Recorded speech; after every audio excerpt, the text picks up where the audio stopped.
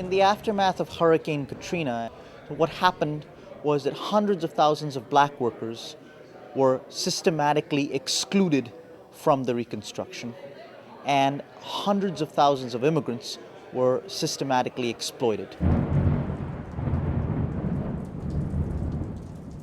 Well, I think the agenda initially was to quiet the voice of labor, of the labor union, and so that this district could come back and have at-will employees, hire whoever they wanted, fire them when they were ready to do so, and they had no rights or no labor agreement which would protect them.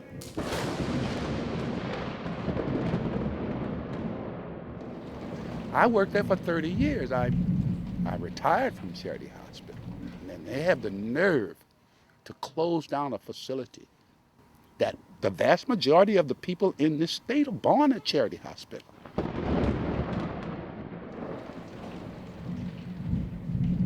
The housing here is really bad. They're gouging same apartments in areas that used to go for $250 to $350, maybe $400, are now $800, $900, $1,200. We was forced out. We should have a right to come back. They don't want us to come back.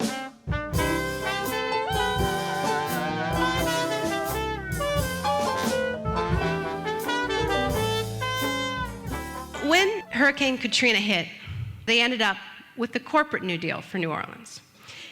Now, why did that happen? It happened because they're ready. Who's they? Well, September 13th, 2 weeks after Hurricane Katrina made landfall, there was a meeting at the Heritage Foundation. Heritage Foundation really is the ground zero of the counter-revolution against the welfare state. It has been since it was founded in 1973. It was a meeting, went on all night.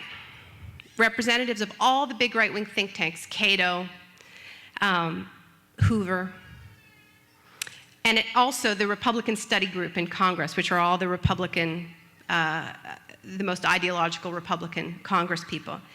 They stayed up and they made a list, 32 free market solutions for Hurricane Katrina.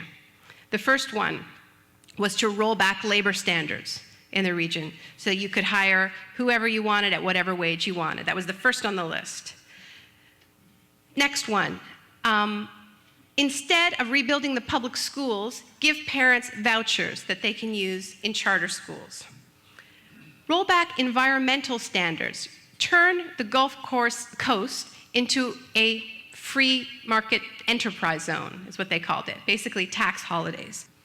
Within days, Bush is championing every single one on the list. New Orleans became an opportunity for people who had for years been trying to push forward neoliberal policies to do it in the blink of an eye and get away with murder. The houses just aren't being rebuilt. People aren't coming back, It's just, there's no place for us to live. Don't forget us. This is not only a natural catastrophe, it's a man-made catastrophe.